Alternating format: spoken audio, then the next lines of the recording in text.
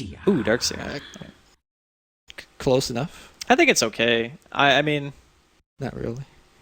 All right, I'm already off this team. I don't know, man. I really think that Vega have a really Let's go, Kato.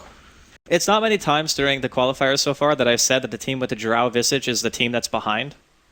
Maybe their laning phase will go so well for them that they'll be able to kind of steamroll mid-game. Sure, maybe. I mean, that's what you need to do with Drow Visage, right? Like, you need to be able to win your lane super hard. And I'm feeling like... It's like a team where you have a snowball on top of a mountain. There is potential for them to do that. I just want to make that clear. Like, these lanes from HellRaisers can stomp. And they're going to need to. Yeah. Because if they don't, it might be one of those 25-minute games. All right, TP up top here by Dread. He's got a ward.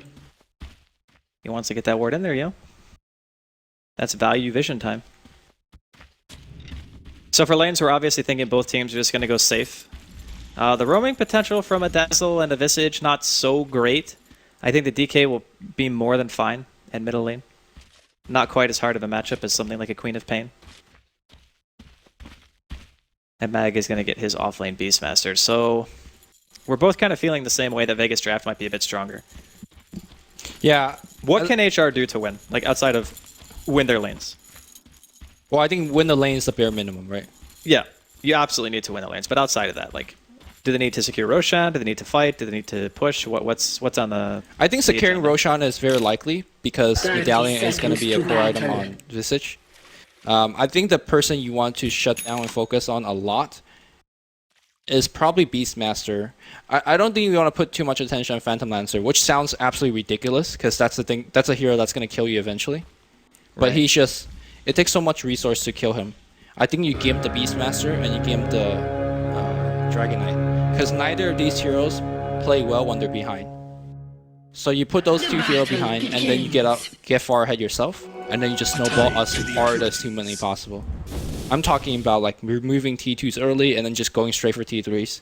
None of that. Let's heal up and think about it. Well, with the Dazzle, they can do that, right? Yeah. And we have to assume that either Gorek or Dread are going to get Arcanes. So you're going to have your mana regeneration, your mech carrier, and you're also going to have more sustain from Shadow Wave. So I do agree in the sense that the best way to win is to win early if you are HR. So lanes taking shape here. Pretty much what everyone was expecting, I'm sure. Just defensive tri-lanes for both teams. And Afro Ninja has to get Edict this game. Yeah, I mean, he got it last game. It was just not... he got it pretty late. It was not a 2-3-4 build. Yeah. Dread taking some damage here on the top lane. It's a pretty menacing duo support, to be honest. Oh, Darkseer is so terrible against Keeper of Light. If he gets mana leak early, though. Yeah. That's the big thing. I mean, generally, as Kato, you generally go like 1-1-1 nowadays. Yeah. I would even say 1-1-2 is probably the standard at level 4. Yeah. And that way you can sustain mana if you're getting multiple mana leaks off on the offlaner. But right now, Kato's 1, so... I'm actually a big fan of getting leak at 1 as well. Oh, Dread, he's got Surge available. He's going to run right past Solo. Here comes the cast. A couple more auto attacks going through. Not going to see any Illuminate channel here onto Dread. But he will take a pretty good chunk of damage. And towards middle, both these heroes pretty underfarmed. Well, not underfarmed. I mean, it's 3-3 versus 2-1. So no one's really hitting that many creeps. I mean, that's a Drill Aura too. 63 damage on the slug. What's he missing defense? Oh, DK. Yeah, base damage reduction. So it completely offsets the damage that he would otherwise gain from Drow. Yeah. Like, that's how much damage he loses. Drow Ranger is farming very well. I mean, Beastmaster's got his Ancient blocked, so... It's actually a pretty big deal against him. Do you think it's worth committing an Observer to do that, not just a Sentry? I mean, I think because Beastmaster is going to stay on the bottom lane, under level, under farm that. But he has enough money to buy Sentries if he wants to. I mean, that's 200 gold less. 200 less gold for his boots. But I'm not really as concerned with the gold as I am the fact that you cannot buy Observers as frequently as you can buy Sentries. That's definitely a fair point. Yeah. I mean, I think HellRaiser is going to play extremely static. At least on the bottom half of the map, that there's going to be very little roaming around, so maybe the extra ward is not necessary. But right now, HellRaiser pushing into the Beastmaster, so he's got to be happy to get slowed down. Oh, I really like the slow here. Maintain the creep wave, prevent the pull, and do a ton of tower damage. Yeah, that was definitely very nice. Tower is under attack. HR, they're getting their damage in. Mag is getting some experience though, which is always important to know. Like this guy, he will have a Necro book at like 20 minutes. It just happens every single game, no matter what the circumstances. Even in off lanes where he's died multiple times, his item timing is pretty much always the same. Alright, we'll see if he's going to get it this particular game. And so far, everyone's kind of just... It's farmy game. Kind of interesting that both these teams go defensive. I think that going up against a Drought tri-lane is always a little bit of a scary prospect if you're Vega, so I understand why they went defensive. But I actually think that HR could have contested. But again, it is an inherent risk to try to go aggro. Well, going aggro on the Radiant side with the pull is not too terrible. And it also gives you a good matchup with Beastmaster versus Darkseer, so maybe HellRaisers should have gone aggro. Yeah, I'm kind of wondering that myself. 63%. Oh, actually, it's gone down by quite a bit, just because of the Precision Aura nerf, I guess. To be honest, though, that should have been nerfed a long time ago. That is damage. See him picking himself up. A double damage here towards top rune. Could be potentially going on Dread as Solo is doing a little bit of jungling. Hasn't opted to skill Mana Leak just yet, so killing Dread is going to be a bit of a chore. Seema will just be able to effectively zone him out, and now the tower and bottom lane is going to be under siege again, this time with a catapult. He's going to go ahead and kill that 4 straight up. And the aura is not going to be available to use, at least for this particular push. So, everything considered, we got like this pretty passive early game, right? Like, no one's really doing much of anything. Do we assume that the Coddle's going to start rotating if the tier 2 becomes siege, or is he just going to sit in his jungle and do his own thing? I think he's too low level to really do that. Like maybe level 2 or 3 eliminate before he thinks about moving? Oh, definitely level 2. Level 1 illuminate doesn't really good for that much. T1 tower goes down very quickly. I think this is time where the supports start to leave and let Drow hit that level 6. Because that's a very important timing for her. Yeah, it goes from giving like what? Right now it's 11 damage, it like doubles or triples, I think, in terms of contribution to ranged hero DPS. It's a pretty insane difference, and no one really going for any kills just yet. Just a lot of farming. And everyone is farming well, I should say. Maybe the middle matchup is the one where the farm is not going nearly as lopsided as you would think. I think I mean, they're both just spamming spells against each other. Yeah, but in that sense, I still think Affinan should have more, right? I mean, he does have more farm than DK, but I'm saying just in general. I suppose. And Drow, now level 5. One more level till that damage barrier is broken where he has marksmanship, and everyone on this team just starts hitting for 1 billion. It's going to be nice for them. Third run of the game, going to be secured top from Vega and bottom from HR. What is no one going to get here? Oh, we got a haste. That is a very good one. That can actually just straight up kill Affinan if there's another support in the area.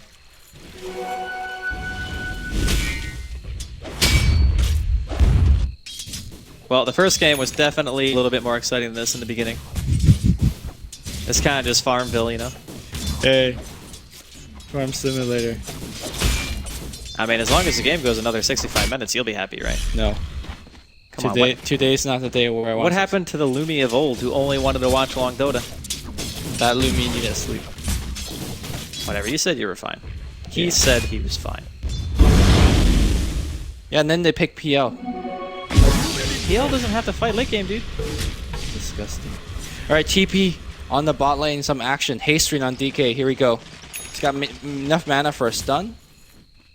And a Flame Breath, and probably Dragon Form if he wants to use it. Yeah, it's only 280 mana. He has stick charges, he can definitely do but it. his team is already waiting. That value purchase, the side shot, pops the ulti, gets a Dragon Tail off right away, and Mag with the Axis. Not nearly enough damage to kill. Whoa. This is maybe overcommitment coming out from no one. He needs to turn around and hit. He needs to hit at least. He's going to give away first blood to HR. Now Mag needs to teleport out. I mean, maybe he forgot the Corrosive Breath is lethal damage now? If he just hit our test 1 or 2 more times, he would have at least made it out of grave from Gorak. But instead, he teleports bottom and gives a kill away. Definitely not what you wanted to start off with if you're Dragon Knight. I mean, maybe teleporting top would have been the safer play, or had Dread already abandoned the lane by that point? I can't tell if he TP when the fight happened at the bottom, but I respect the fact that he's trying to gank the Drow, because Drow's also one of those heroes that once you fall behind, it's terrible to play with. So I guess a much higher risk and higher reward, but unfortunately did not work out for them. But he was ganking for a level 4 Beastmaster. Like, that is just not impressive. Like, in terms of damage output, he didn't have a Gore in position to be able to slow or anything like that. It was just, I'm going to run in with a haste and try to get a kill with just me and a Beastmaster. Radiant's top tower is under attack. Oh, Coddle now making his way towards bottom lane. Potentially looking to do some deep pushing. He's got that level 3 Illuminate. And I think HR probably still get this tower, even with him in the area. Luminescent. Yeah, he doesn't even have Mana Leak yet. He's kind of holding on to the point, I guess, until a little bit later on into the game. I think this game where there's so much aggression on the entire level, having max illumination shotgun, not bad. Nice fire breath from no one taking down Shrek. Yeah, good stuff. The clip inside the river. Solo hero lining up a Illuminate again. I mean, realistically, this lineup from Vega should win on paper, right? Like in late game scenarios. So how pressured are HR? Like, do they need to get every tier 1 and Roshan? These are just like snowball so hard that Vega aren't able to do much of anything? Did you say snowball? Yes. How big is the mountain? Pretty big. Like, I'm thinking triple diamond slopes or some crap like that, right? Have you ever been skating before? Skiing? No, I have never been skiing. What about snowboarding? No. I don't like the cold. Like, I'm just not a fan of cold weather in general. That is why when everyone else here at the hub was saying how hot it was, I was wearing a sweater. And I was just the happiest person in the world. I am a little bit strict. In case you don't know. Alright, T2 being sieged, continue to siege. I mean, at a certain point, they just can't keep doing this. They probably get this T2 tower, but like when Keeper of the Light gets max illuminate, each push just gets so much more difficult. Yeah, the high ground push is going to be the make or break, but it's 10 minutes in and they already have the offlane tier 2. Yeah. So you definitely can't complain about that. It's more just a matter of, okay, they might walk into each other here. No one with the double damage. They scouted out half an inch with the daytime vision. He's going to go ahead and retreat up to that high ground. Maybe they were looking for a loop around play. Didn't quite find what they needed. Seema. It's level 4 right now. Just check up on everyone's levels. He is the lowest level in the game. Like 2 levels. The thing about HR's, their level timing, and no one's going to get cut out here in middle lane. He's not going to get hit by the Split Earth at all. Soul Assumption will be followed up here from Goddamn. And Cask being thrown out by Seema, but no real kill going anyone's way just yet. Goddamn eats another Cask stun with the Breathe Fire and the Illuminate. Brings him low, but it's not enough to kill. So you asked me what I think HR would do. What about Vega? What are they looking to do? I mean, they can do whatever they want. They can delay the game. They can just team play. Their composition is very good at being able to do a multitude of things. Like, Beastmaster Hawk Vision gives you the freedom to either split push, team fight 5 versus 5, or to spawn. Tower mid, though. Going the way of HR. Push. I mean, this is what you were talking about, right? Like, systematically destroy tower. The snowball needs to be huge Yep. to be able to win. And Dread, I mean, he's almost got mech. It's not looking too bad right now for HR. Bottom tower is under attack. The only thing done on the peel is the Vlads and Treads. Now, sure, that's going to allow Pasha to continue his farm, but other than that, they might not have much farming room left if HR are just left to their own devices for too long. Like, they're just able to do whatever. I guess the trade-off is Mag is starting to recover his farm. He's 900 away from his book 1. Overreaction coming in, going to be cancelled here in the top lane by both the Dragon Knight and the Coddle. Alright, so I'm looking for some big items that's finished after taking down so many towers. Mech's gonna be done about 100 gold. Yasha's already online on the Drow Ranger, which it's probably gonna be a SNY Drow. That's weird. That's medallion stuff. Or on the Dread here, bottom lane, caught out. Follow up Dragon Tail. Dread is definitely gone, or Orb not get healed, and the Grave, okay. Gorak, though, out of mana, no earn charges. Not going to be able to kill either of these very tanky heroes. That was very close. Solo's getting eaten by birds here in the woods. A Light Strike, or excuse me, the Lightning Storm followed by the Split Earth will end up getting the kill there perhaps. I wanted to say Lightning Storm, but then I wanted to also say Stun, and then I thought Lena Stun, and then I just said Light Strike. As in Light Strike Array, but that is clearly not the case. Still was amazing. Thank you. Whatever, man. We're both tired, okay? I'm not tired. You said you were tired. I got this. All right. Well, no one. He's looking for a potential kill here on F, and he's just way too tanky. Like 1100 HP. No way he can burst out on his own. He needs a secondary hero to back him up, and Beastmaster's in the vicinity, but he does not have his roar available. I don't think they're going to be able to take him down. Radiant's top tower is under It feels like attack. DK's having trouble getting himself in this game. Well, I mean, his first movement was going bottom with a haster and and dying. dying, yeah. But still. That is definitely not the play, if anybody was wondering. I think for now, it'll look really good for HR because their team composition is built around being successful at this point in the game. Like taking that tier 3 so fast, I think the stats man gave us the info that it was the 3rd fastest tier 2 tower taken in the TI qualifier so far. And that's a lot of games. Yeah. So it just goes to show that HR are snowballing roughly as hard as they should be, given their team comp. And this tier 1 bottom is going to be secured from Vega. Well, here's the thing though. Whenever people hear a team, oh, this team is snowballing, they're like, oh, great, this team is gonna, win. But Well, snowballing only refers to the fact that you have a large swing of momentum at that particular point in the game. right, but snowball generally has a positive connotation or relationship with whatever that's said. But I do want to clarify that first, this ward is under tower vision, and second, that this team need to snowball, and they have not even come close to winning this game yet. Radiant's top tower is under attack. Oh, right now at the 14-minute mark, you're leading by about 5,000 gold, 2,000 experience, but that's only 1 or 2 team fights. So Dread's able to deny the off-lane tier 1 for his team. But I'm agreeing with you that HR still need to do more, and they might do a little bit more right here. So casually walks into their entire team. That's the Pile I Die patented 5-man smoke tank the gank move. Did you watch the Summit 3 game that was casted by like half the online? No, I didn't see it. Puppies Kato kept getting picked off. And, By smoke ganks or just like yeah, ganks? random smoke gang, like 1 person gang, was it a Slark or something? And at a certain point, that Kato was just so afraid that he was hiding in the trees for the rest of the game. And Kato getting run into the team repeatedly is funny. Reminded me of that. So do you push me now with your Aegis and go for it? Yeah, I think so.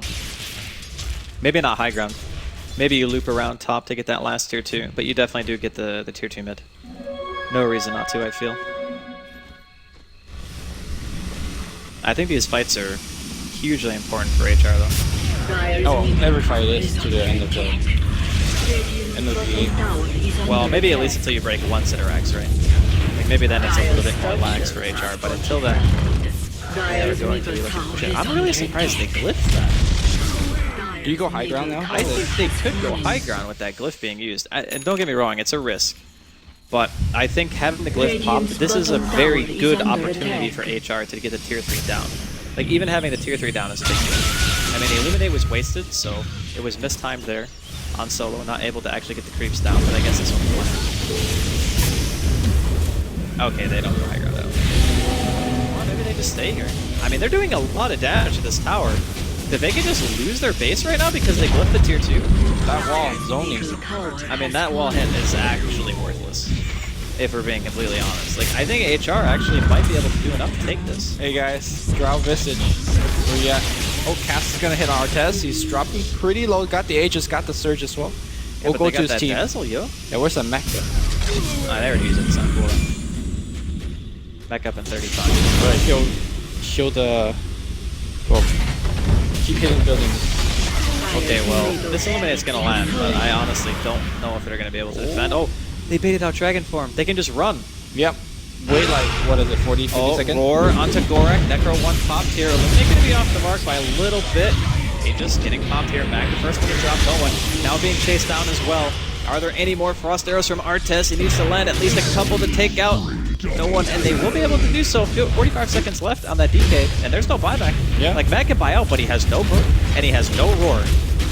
17 minutes in, HR looking to go high ground. Why did you bail on your team? I never did. You bailed? Dude, you bailed so hard! What? I always believe in my team.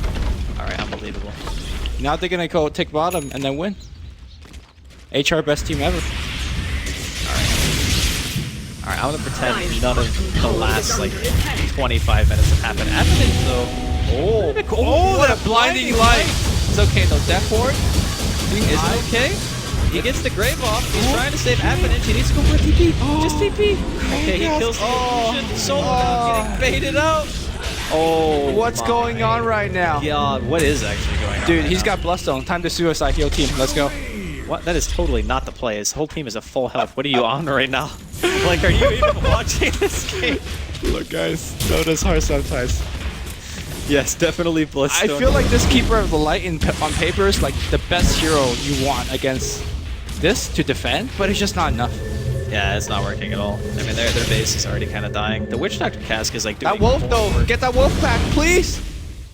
All right, We lost. The wolf died. 3,400. Distraction of Bloodstone gold. suicide. Oh my god. That is the clowniest strategy I think I've ever heard in my life.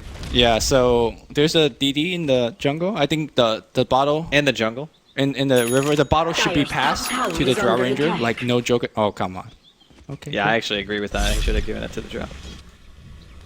He can just take that Wraith Band slot, yo. Massive pings though. They're like, boys, we could win this game. Lumi believe. Let's yell and go. I gotta say though, like HR, they knew their timings very well. Like they saw the glyph. That was a gigantic mistake from Vega. Like I think glyphing that tier 2 might have ended up being the reason they lost that Rex. Okay, so how does it play differently if there was no glyph? Let's say T2 dies, they poke their head up T3, they start hitting it a bit. I think having the glyph means that HR would never even try to go high ground. I think they would maybe go tier 2 top. Right? He's dead. Getting caught out here. Yeah, he is. Okay, Get dead. but let's say they did. Like, what does a glyph do in terms of stopping that push? I just think that it's a lot easier for a team to get out of position while pushing if a glyph is available to stop damage on a tower. And Solo getting blasted down here by Artes. Double auto attacks will get that, and he'll be forced to buy his way back into the game. See if glyph is up soon. Alright, so they got 45 seconds left on it. This tower will be dead long before that mag. He buys back into the game. They want to try to go for something. Avalanche. He throws out the stun. Radiant's top tower Mag. is under attack. I don't think he's going to hit his 20-minute book timing this game, Lumi. I think he's in a I little think bit the of average trouble. game time of 25 minutes is gonna get somewhat lowered. Because this game, man. Alright, they got the birds dealing some damage here. Artes is inside of the base heading, and this is the difference between having 2 or 3 dead, right? Because like the concave is a lot more secure. Behind them, the Beastmaster Lord's gonna come through. They want Gorak, and can they get him? No, they can't. I mean, there's so much damage coming out. Seema Slayer gonna get focused on the back line. They don't even care about him. Soul Assumption coming up, pull down. The lightning spam, like it's just crushing them. Avalanche with the lightning storms all over the place. Another buyback coming out from Vega. This time it's going to be no one. He goes back in for the Dragon Tail. He gets a stun off, but Solo has no health. He just can't commit to this. He just gets another lightning off and kills Solo anyway. He just flops over beside the tier 4, and I think that's GG. 12 and 1, boys. Like, what do you do against this? Here's another stun, or excuse me, another lightning storm and a vacuum as well. Doppelganger coming out from the PL. I really love how this game went because, you know, greedy 3-core, Phantom Lancer. It wasn't that greedy, though. It wasn't that greedy. And the reason why I say that is because DK is not really a greedy mid.